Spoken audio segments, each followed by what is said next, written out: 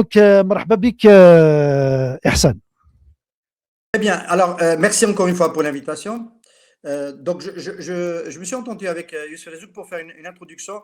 Euh, En fait, quand il m'a invité à intervenir, j'ai réfléchi un petit moment et je me suis dit, 7 ans après le 22 février 2019, nous avons assez de recul pour réfléchir et placer le Hirak populaire un peu sur une courbe orthonormée qui serait l'histoire politique de l'Algérie indépendante et essayer de s'interroger ensemble, hein, à l'occasion de ce 7e anniversaire, demain, sur la place que va occuper ou qui est en train d'occuper le Hirak populaire. Donc, pour répondre à cette question, quelle est la place qu'il occupe, euh, je vous propose une approche, on va dire, en deux angles de lecture. Un premier angle de lecture qui se fait du point de vue du point de vue du pouvoir, et puis un second angle de lecture qui se ferait du point de vue du mouvement populaire, de la société civile et de la classe politique. Alors, si on parle d'histoire, si on parle de repères historiques, on a besoin déjà de comparatifs. Alors là, je vais abuser de mon âge qui commence à être avancé, de ma capacité heureusement, à avoir le recul relatif dans ces repères historiques pour tenter un comparatif. En fait, le seul moment depuis l'indépendance qui peut nous aider à analyser le Hirak populaire de 2019, c'est évidemment octobre 88. Voilà. Il y a eu une éruption populaire d'une autre nature, portée par la jeunesse, qui n'était pas silmiya, et qui a changé la donne politique du pays. Alors, du point de vue du pouvoir, je vais quand même regarder ma montre pour ne pas déborder, parce que si je me laissais, voilà, je vais essayer de rester sur le temps que je me suis donné. Et donc,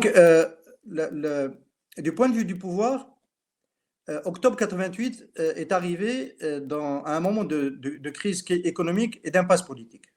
La crise économique, on s'en souvient, c'est la baisse tendancielle du prix du pétrole à partir de 1983, sous l'effet de l'Arabie saoudite qui a jeté de grandes quantités de brut sur le marché.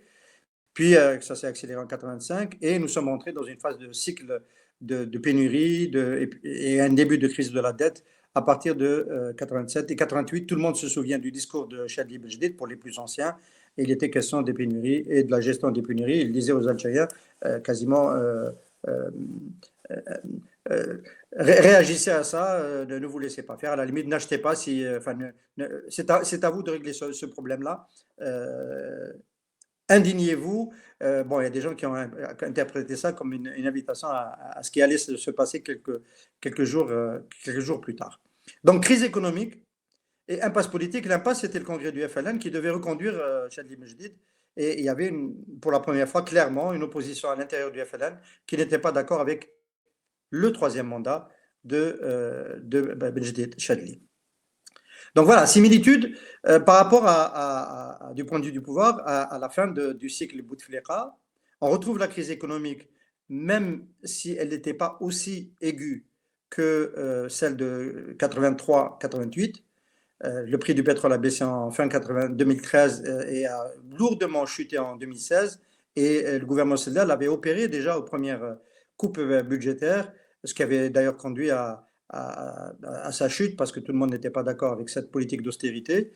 Et donc la crise économique, la baisse des dépenses en équipement, la montée du chômage, la crise de la Harga qui a explosé en 2017-2018, bon, était accompagnée de la crise politique, cette fois-ci plus qu'une impasse, une crise. Comment succéder à Bouteflika?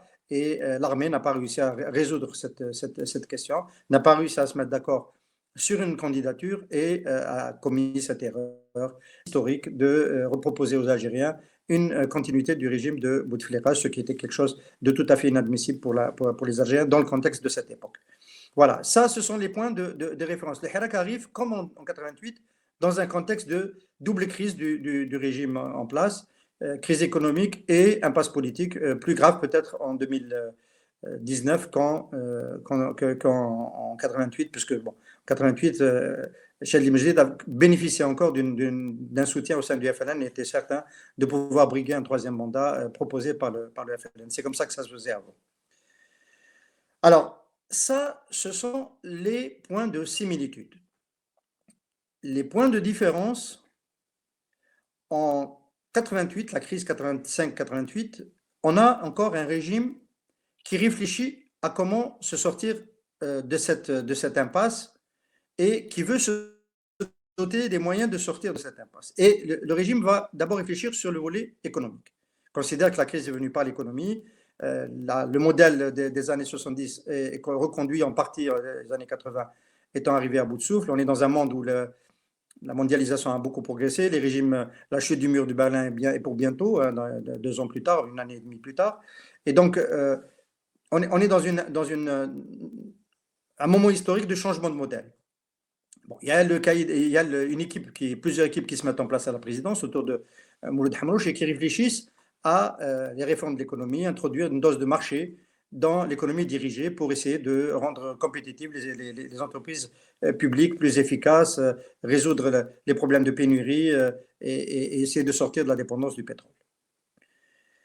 Quand le 5 octobre arrive, il y a une réflexion mature sur ces réformes et la surprise de l'éruption du mouvement populaire va faire que le régime, bien évidemment, il est pris de court.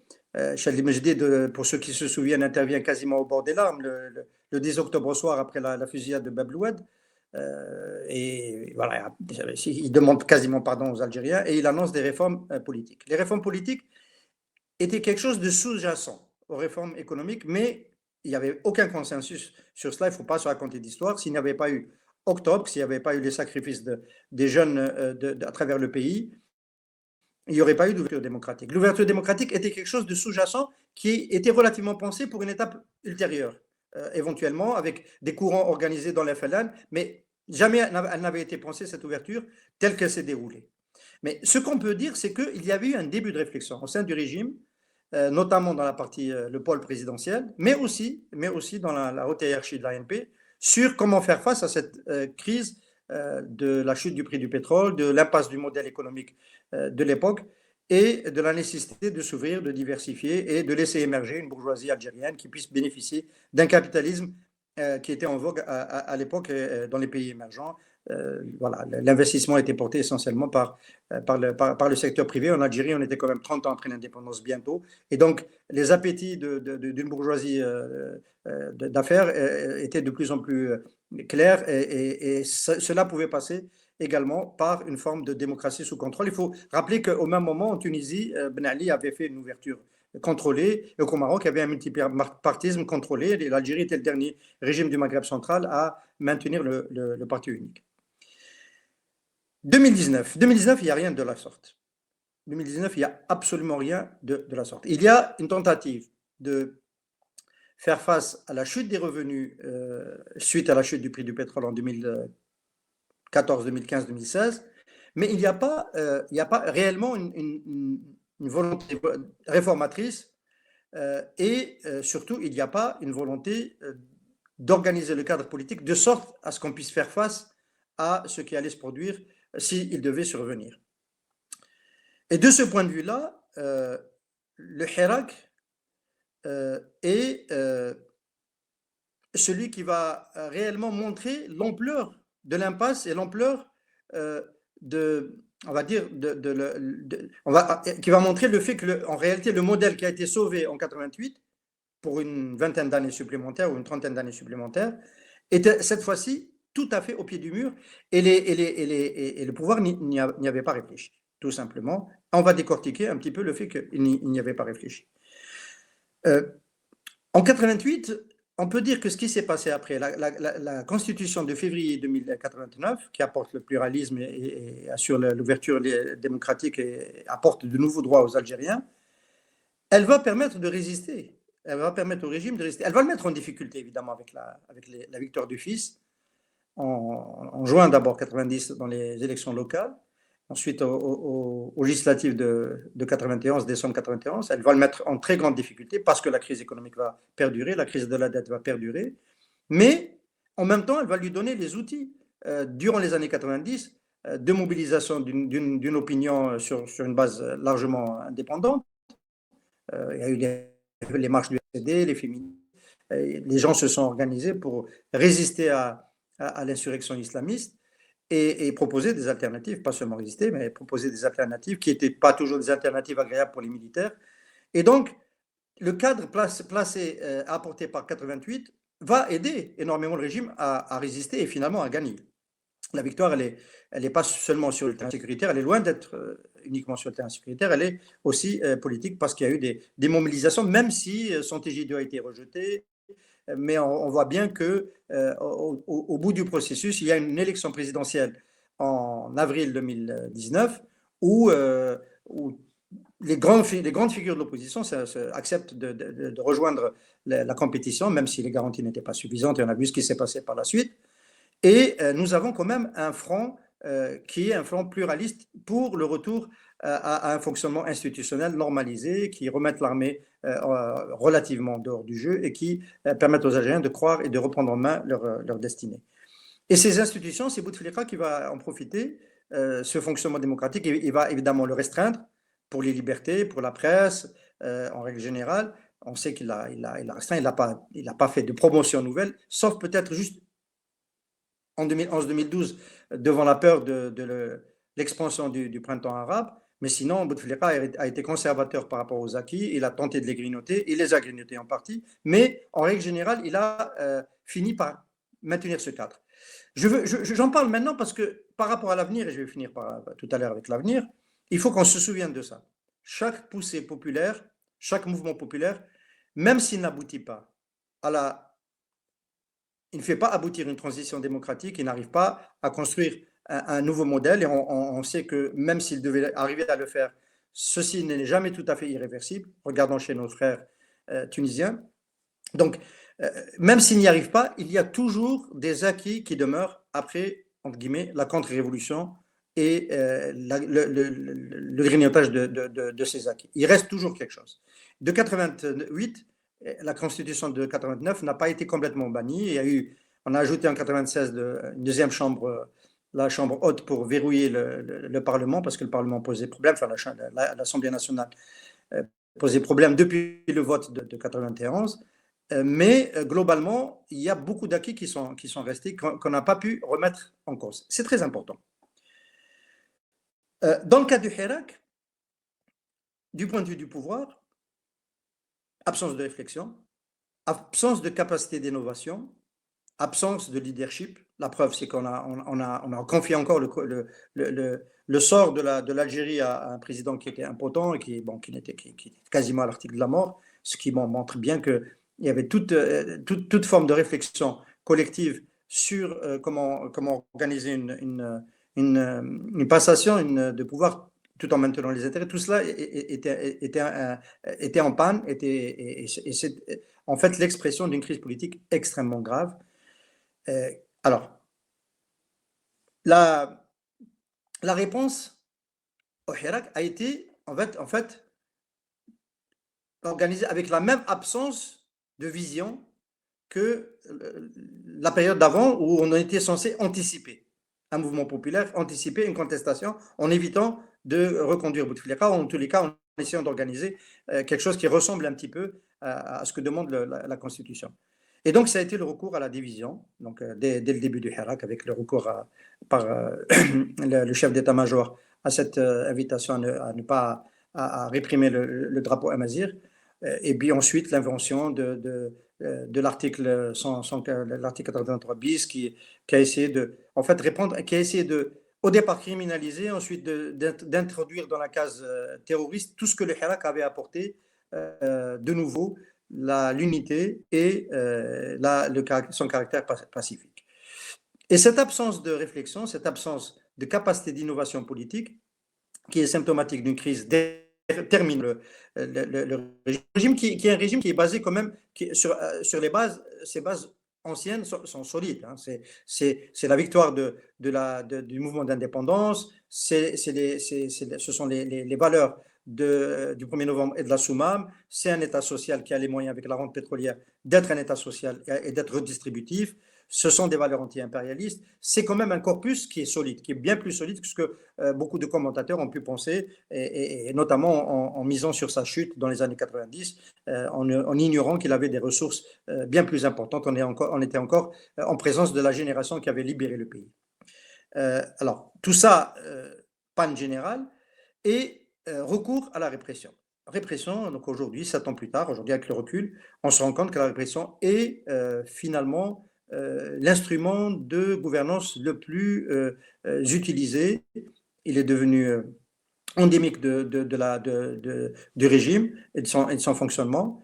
Je ne vais pas développer parce que bon, on peut en parler dans le débat, mais aujourd'hui, 7 ans après, ce qui semblait pouvoir être juste une action pour stopper les marches populaires et éventuellement une possibilité de leur reprise quelques mois plus tard, est devenu un moyen de gouverner. Et nous savons tous que ce type de moyen ne mène pas très loin. On en reparlera dans les perspectives.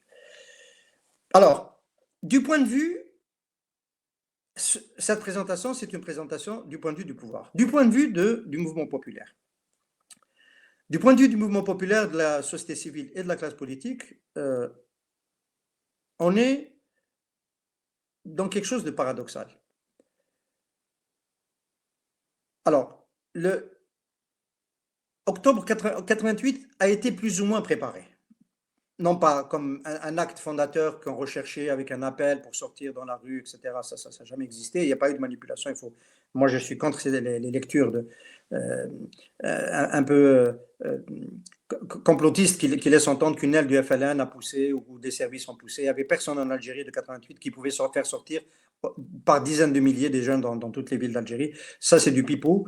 Et la situation avait fait qu'on était arrivé à un point de non-retour. Mais la société civile clandestine, à l'époque il n'y avait pas de liberté, était quand même en configuration montante.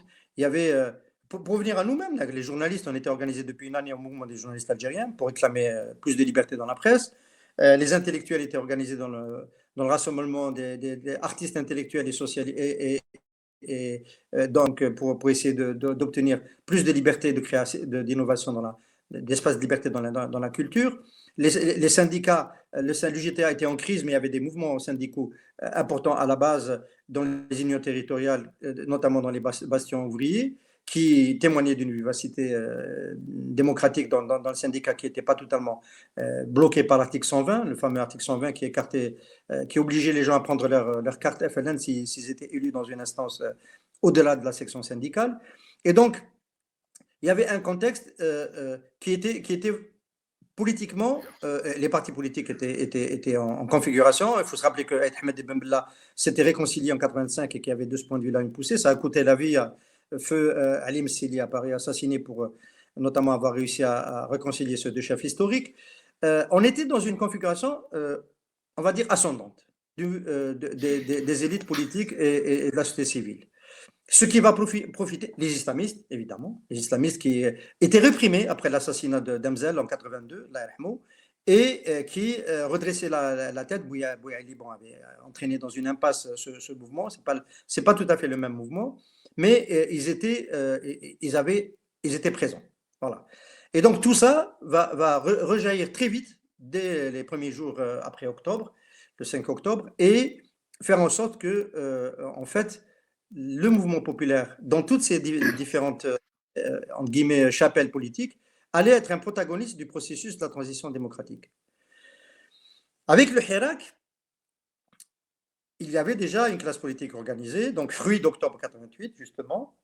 Il y avait des associations qui se sont très vite réunies dans un grand rassemblement des associations, une grande coordination des associations du mouvement de la société civile, qui a été très active, qui a été la première d'ailleurs à sortir une plateforme qui appelait à la transition démocratique dès le 15 juin 2019, avant la réunion du 6 juillet à El Benyan et avant la naissance du PAD.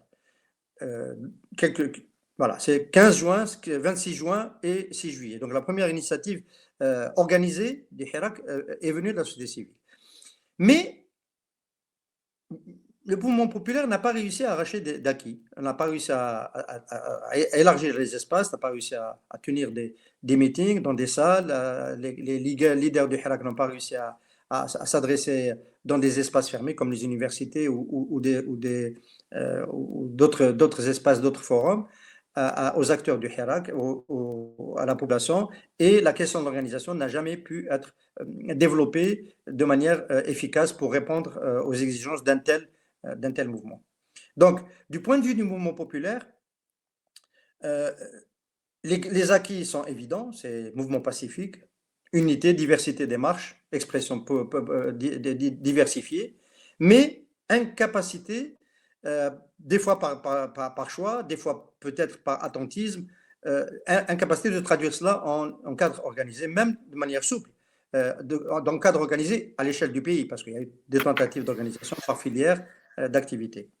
Donc, c'est pour ça que je parle d'un bilan paradoxal, c'est-à-dire que le mouvement, le Hirak, vu du côté populaire, offrait beaucoup plus de possibilités de conquête qu'Octobre 88, parce qu'il y avait des journaux, il y avait la possibilité d'avoir des médias, les réseaux sociaux, et il y avait des partis politiques qui étaient déjà organisés, qui pouvaient offrir leurs espaces, il y avait des acquis démocratiques sur lesquels on pouvait s'appuyer pour aller de l'avant, mais paradoxalement, voilà, il n'y a absolument rien, alors que de l'autre côté, en 88, c'est tout à fait l'inverse, c'est un mouvement qui était faible et qui était fragmentaire, dont j'ai parlé tout à l'heure, élitiste essentiellement. Il réussit à faire, à part le volet islamiste qui lui était beaucoup plus populaire, et réussit à obtenir des acquis, à exercer une pression sur le pouvoir et à l'obliger à aller jusqu'aux réformes que nous connaissons et qui ont donné la Constitution de février 2019. Voilà, donc c'est paradoxal et c'est 7 ans après ce qui nous interpelle le plus.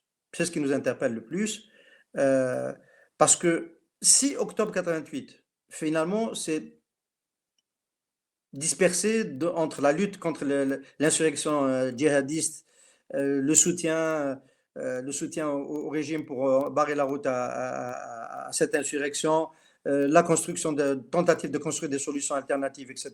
Le mouvement s'est totalement disloqué, enfin, notamment il s'est polarisé entre éradicateurs et réconciliateurs. On a avec le Hirak quand même un mouvement qui est beaucoup plus unifié, qui a dépassé cette séquence de la Shia Sauda ou la Hamra, et qui, par contre, n'a pas réussi à proposer de nouveaux cadres et de nouveaux caps, même si, là aussi, il faut être prudent, il y a eu des propositions qui ont été faites, mais on n'a pas réussi à les faire porter par le mouvement populaire. Il y a des propositions qui ont été faites par chaque type d'organisation, mais cela n'a pas pu dépasser le cadre du PAD ou de la société civile dans sa première version, ou de la réunion du 6 juillet à El Benyan, qui était, elle, pour des élections présidentielles avant toute transition.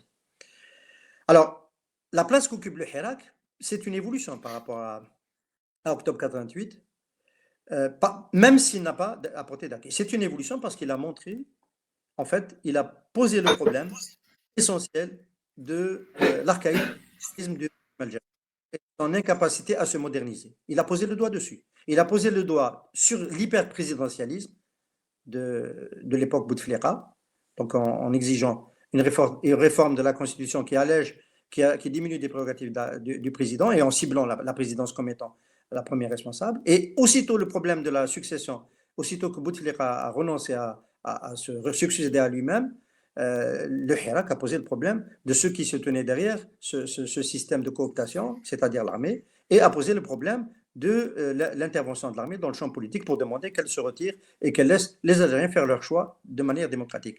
Et de ces deux, on va dire, axiomes de l'expression politique de Hirak, qui était le premier mouvement qui s'exprimait directement politiquement. L'insurrection du fils, avant qu'elle soit violente, était aussi politique. Quand on demande à la Dustur ou la Mithaq pour aller directement à la République islamique, c'est une expression politique radicale, mais on n'a pas eu d'expression politique de ce type démocratique à l'échelle de toute l'Algérie depuis l'indépendance. Donc de ce point de vue-là, le Hirak est une évolution par rapport à octobre 48 et une variante plus accomplie que ce qu'a pu apporter, indépendamment du contenu dangereux et fascisant d'une telle proposition du fils, indépendamment de ce qu'on peut apporter les islamistes en termes de radicalité. Alors, évidemment, c'est un grand moment. C'est un immense moment. Et tout ce que fait le pouvoir depuis 7 ans, se fait en fonction du Hirak. Aujourd'hui, nous vivons complètement dans un agenda qui est écrasé par cet événement-là, qui continue d'habiter tous les jours, matin et soir, les actions, les décisions de la gouvernance en Algérie. Ça, il ne faut pas le perdre de vue. C'est-à-dire que le Hirak a été constitutionnalisé dans la Constitution de novembre 2020, mais au-delà du fait d'être obligé de le constitutionnaliser, les paramètres de gestion, quand le président Abdelaziz Tebboune dit « je ne vais pas me faire de péage, je ne vais pas augmenter les prix, je ne vais pas réduire les subventions », tout en disant un peu l'inverse, parce qu'il faut essayer de suivre et de comprendre. Il y a toujours en tête éviter de créer les conditions d'une nouvelle poussée populaire sous une forme ou une autre. On a vu quelques réactions, notamment sur le dernier épisode, celui de la grève des transporteurs suite à ce code de la route scélérate qui a été imposé de manière unilatérale par son ministre de l'Intérieur et des Transports.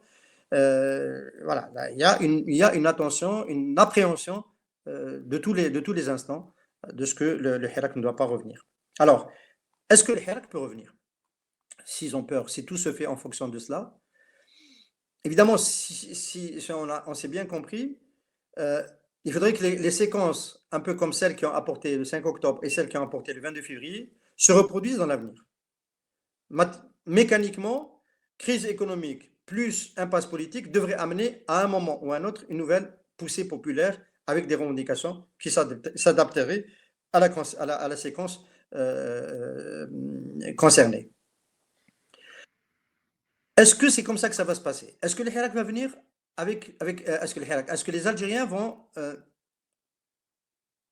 évaluer positivement ce qui s'est passé avec le Hirak et continuer de renoncer à la violence urbaine, à la violence un peu comme celle d'octobre 88? Question. Est-ce que les Algériens vont faire une critique ou une autocritique de ce qui s'est passé pendant plus d'une année avec le Hirak? Le Hirak est revenu en février 2021, donc il a quand même une grande étendue temporelle pour, cette fois-ci, poser la question de l'organisation et se doter de représentants. On a été pris dans un engrenage qui disqualifiait la représentation, on peut en parler. Quelle est la leçon que les Algériens vont tirer dans l'avenir de cela? Est-ce que, scénario idéal, est-ce qu'on sera obligé de se confronter à nouveau au régime?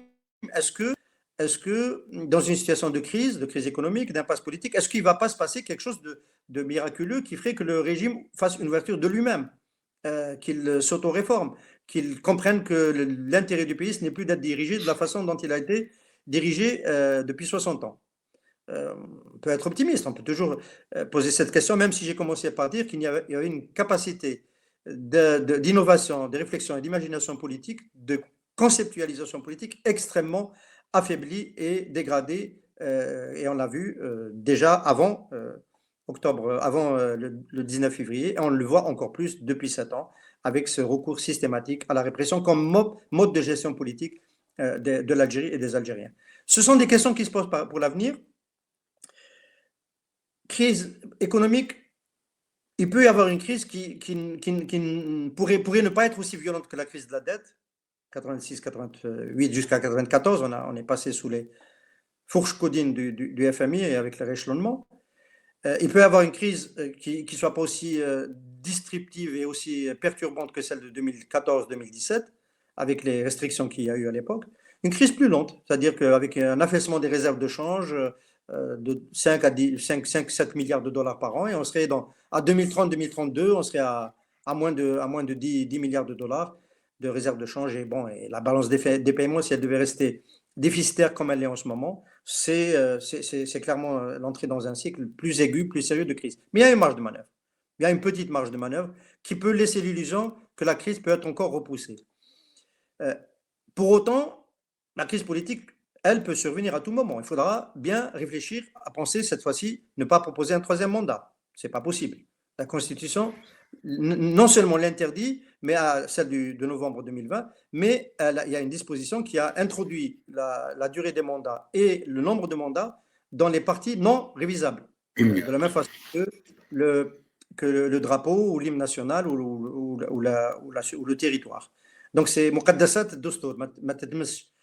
Donc il faudra bien innover. Donc là, on peut imaginer le type de crise que ça peut produire, c'est-à-dire que le clan présidentiel aura intérêt, c'est légitime, tout le monde à cette place voudra faire la même chose, proposer le job à quelqu'un de proche et de confiance. Est-ce que les militaires vont l'entendre comme ça? On s'en a vu ce qui s'est passé à l'époque de Bouteflika, quand des noms de proches de Bouteflika ont circulé, Gaël Salah et l'armée ont refusé, ils ont dit c'est lui qui continue ou c'est nous qui reprenons la main. Et on est peut-être à la veille d'un scénario de ce type. Peut-être un peu trop tôt pour en parler, mais c'est une question qui va se poser, qui peut-être déjà en train de se poser, puisqu'il y a eu cette séquence sur une révision technique de la Constitution qui a, semble-t-il, provoqué des problèmes politiques au sein du pouvoir. Donc, on est dans une configuration où on ne sait pas comment ça va revenir. On a bien envie que le changement démocratique se fasse un peu à la manière de la Tchécoslovaquie de l'époque sans aucune violence, bien sûr, mais aussi aucune confrontation, aucune arrestation. Et bon, les Algériens ont déjà beaucoup donné et beaucoup payé. Mais c'est un scénario, malheureusement, on se connaît Mabinatna, qui a, notamment avec la configuration et le casting d'aujourd'hui, peu de chances de se dérouler comme ça. Comment donc tirer les bonnes leçons pour être au rendez-vous de la prochaine poussée? Octobre 88 a permis de tenir longtemps avec la constitution elle a fait beaucoup de bien au régime. Elle lui a permis de se régénérer sur une période relativement longue. Aujourd'hui, il n'y a rien qui permet cela sur le plan politique. Il n'y a pas d'offre, il n'y a pas de capacité de se renouveler sur le long terme. Et donc, la prochaine crise risque d'être vraiment cette fois-ci la crise terminale pour une ouverture démocratique réelle. Si nous savons tirer les leçons. Et les leçons, je finis sur ça, c'est de s'appuyer sur les acquis de la phase précédente. Il y a un minimum d'acquis, on a beaucoup reculé. Aujourd'hui, tout le monde est éparpillé. Il y a une année, il y avait une initiative qui voulait interpeller le président de manière très polie pour relâcher les détenus et revenir à respecter les libertés. Tkaka, c'est pas comme ça qu'on va diriger le pays, dans le contexte international, etc. Aujourd'hui, il n'y a rien. Bon, on est le 21 au soir. Il n'y a rien. Il y a un niveau de dispersion. Il y a des détenus, bien sûr. Il y a des avocats qui continuent de les défendre. Nous faisons notre métier de journaliste. Nous essayons de continuer d'éclairer l'opinion. Mais en termes d'offres politiques, en termes d'initiatives, pour essayer de donner le change au pouvoir et surtout de critiquer et d'infléchir cette tendance répressive qui est devenue l'ADN du régime, il n'y a rien. Il n'y a rien. Donc on peut dire qu'aujourd'hui on est vraiment au fond du trou et peut-être qu'on sera encore plus bas l'année prochaine, j'en sais rien. Il y a peut-être encore des arrestations, peut-être qu'on n'en sait rien. On vit ici, on vit au jour le jour, on ne sait pas comment ça va, de quoi sera fait demain. Mais sur un curseur de temps, sur une courbe plus longue, la crise est toujours là, elle risque de s'agrandir et il faut réfléchir sur comment faire en sorte que, de la même façon que Octobre 88 a contribué au Hirak de 20 ans plus tard, ou de 30 ans plus tard, comment faire en sorte que le Hirak de 2019 contribue, par les leçons qu'on saura en tirer, à faire triompher la prochaine poussée populaire qui aura lieu si le régime continue à s'entêter dans cette voie-ci. Voilà, merci.